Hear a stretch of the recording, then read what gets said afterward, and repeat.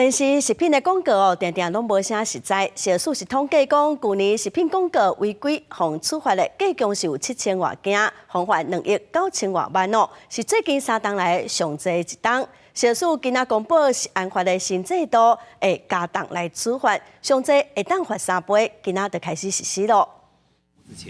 就是这支电视广告，业者讲会当治好100种的骨头关节的神经疾病，一个设计人果之前代言，涉及到医疗效果、夸大的科学数据，违反食安法。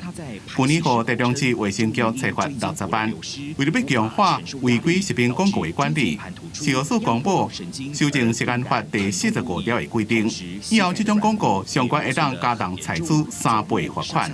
违规的情节里面。 它就会C就等于1+1+1就等于3，所以未来套入新的公式，这个广告呢就会被裁处180万。食药署表示，在这么食安法规定，食品广告涉及到夸大不实，容易产生误解，相关会当罚400万；那涉及到医疗效果的，相关会当罚500万。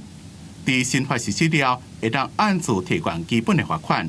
并且依照违规行为的故意性，相关是加款性2倍罚款。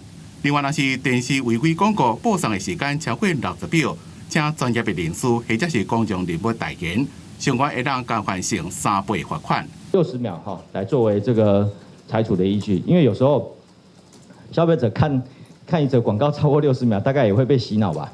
根据食药署的统计。 去年112年违规的食品广告裁罚的案件有7472件，裁罚的金额是2亿9千万，是最近3年来的新高。为了要避免不法的业者继续用广告灌输民众错误的资讯，互民众被骗，所以加重裁罚的力量，希望会当阻止违规食品广告。因那新法会伫1月31日正式实施。